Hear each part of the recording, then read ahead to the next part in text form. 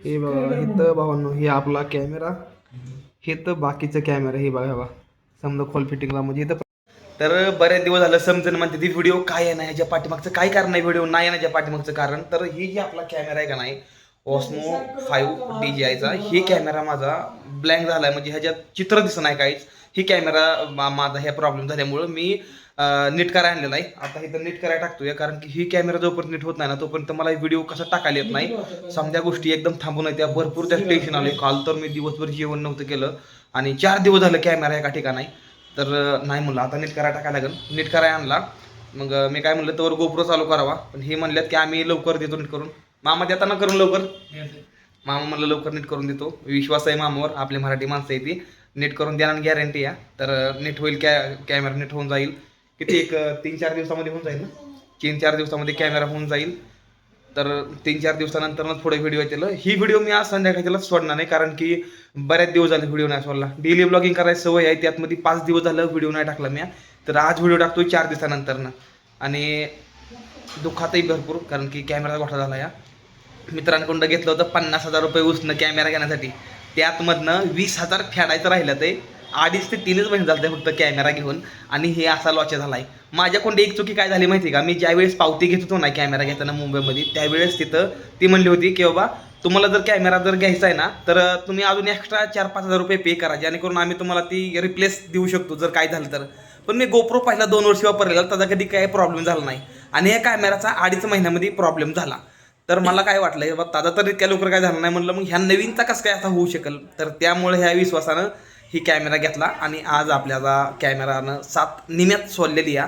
सोडली म्हणजे त्याला थोडं दुखणं आलंय तर त्याला बरं करतो जरा थोडं, म्हणजे अजून त्याला चालाय फुरसत येईल थोडी.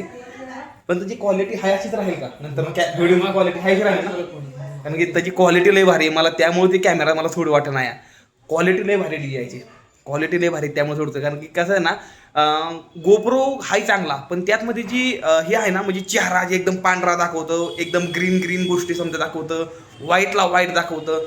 ही कलर ग्रेडिंग ऑटोमॅटिक कॅमेरा करतं कारण की ह्याला पुढल्या साईडला सेन्सर आहे बघा इथं. इथं ना ह्याला हे एक होल दिसतंय बघा, ही सेन्सर आहे. ही सेन्सर असं मी धरलं का नाही, हे काय होतं ना ह्याला असं ही फोकस करतं माझ्या चेहऱ्यावर बरोबर. ऊन असलं तर चेहऱ्याला बरोबर ज्याच्या म्हणजे ज्या त्यानुसार रंग बदलता या असं काहीतरी. पण ह्यानं रंग लय मोठा बदलला सध्याला आणि माझ्या नशिबाचा मी खेळायला लागलेला या. मी नुसतं इकडून तिकडे पळतो या, असू द्या. तर भावांनो ही व्हिडिओ असा काहीतरी आहे, म्हणलं डिटेल म्हणजे थोडं नॉर्मल तरी टाकावा.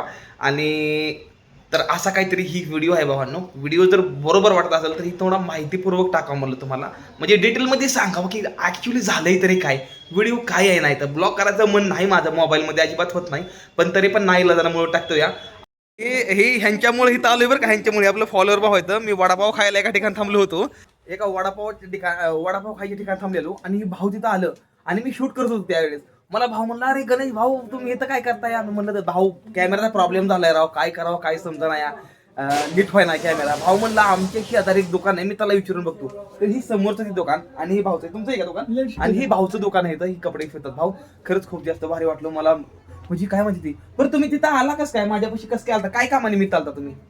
कामानिमित्त ना तुम्हाला ब्लॉक करताना बघितलं होतं ते म्हणलं ओळख द्यावी आपण आपल्या माणसाला. आणि भाऊ तिथं आलं, मला असं वाटतं भाऊला काय ना काय कारणानं महादेवानं तिथं पाठवलं. मी दिवसभर उपाशी होतो आणि त्यानंतर मी वडापाव खायला तिथे थांबलो, नव्हतं थांबायचो तरी पण थांबलो वडापाव खायला. विचार करा त्या ठिकाणी थांबलो, वडापावचं 2 घास खाल्लं तर भाऊ आलं. भाऊ मला कसं म्हणलं की बाबा आमच्या इथं पण हाय कॅमेरावाला, त्याला विचारून बघतो. आणि ह्यांच्यापाशी आलो दुसऱ्या दिवशी. म्हणजे विचार करा कशा महादेवानं गोष्टी घडून आणल्या त्या.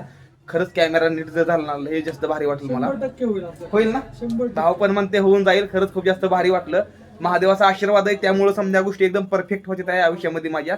तर भावांनो आता मी निघतोया आपल्या राहुटीच्या ठिकाणं. कुठेही राहायचं नियोजन काय ते पण तुम्हाला मी सांगणार आहे. पण खूप जास्त लॉच झालाय कॅमेरासोबत, त्यामुळे वाईट वाटतंय. फक्त त्याचा परफॉर्मन्स डाऊन होणे कॅमेराचा, बाकी काहीच लागणार नाही. चला मी तुम्हाला दाखवतो का मला जायचंय कुठं राहण्यासाठी. तर भावांनो हे आपला कॅमेरा, हे तर बाकीचं कॅमेरा हे बघा बघा समजा खोल फिटिंगला म्हणजे इथं प्रॉपर काम होऊन जाईल. एक आयडिया आहे माझी फुल. हे बघा इथं कॅमेरा आहे आपला, समजा एवढं कॅमेरा आहे. ओके तर ही सदाशिव पेठमध्ये इकडं आतमध्ये आपण दुकान टाकलंय आपलं, सॉरी आपण आपला कॅमेरा नीट करायला टाकलाय. आता मला ह्या रोडनं जायचं या, गाडी घेऊन आलेलो या, गाडी लावू चला निघू इथनं आता. ओके, तर मी आता आलेलो इथं मित्राच्या स्टंट अकॅडमीला. इथं आपल्या समजा गाड्या त्या आणि मी कुठं राहणार नाही आज रात्री, ज्याला मला तुम्हाला दाखवायचं आहे. तुमच्या गणेश भावावर काय परिस्थिती चालू आहे तुम्हाला दाखवत. थांबा बघा परिस्थिती, परिस्थिती बघा.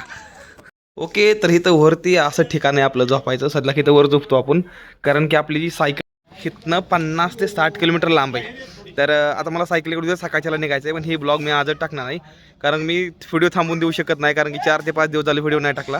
तर ही असं आता इथनं पुढे व्हिडिओ मी टाकणार नाही, आज रात्री येत राहणार नाही, कारण की आपल्यापाशी एवढं बजेट नाही भाऊनं रूम घेऊन रोज राहायचं. समजलं ना, आपण ओळखीनुसार राहतो भाऊनं, ओळखीनुसार. पण एक दिवस असा आणणार ना, ते लई मोठा असणार आहे, तुम्हाला माहिती आहे. ओके भाऊनं, तर असा काहीतरी व्हिडिओ होता. मी उद्या सकाळच्याला सायकलीकडे निघतो या. आज 1 तारीख आहे या, म्हणजे 2 तारखेला उद्या सकाळ सायकलीकडे निघतो या. तर भावांनो, कसं काय वाटलं व्हिडिओ? जर व्हिडिओ आवडला तर व्हिडिओला करा लाईक, चॅनल करून टाका सबस्क्राईब. भेटूया पुढल्या व्हिडिओमध्ये. तोपर्यंत टाटा बाय बाय. हर हर महादेव, जय हिंद, जय भारत, हर हर महादेव, जय महाराष्ट्र. सबस्क्राईब करा.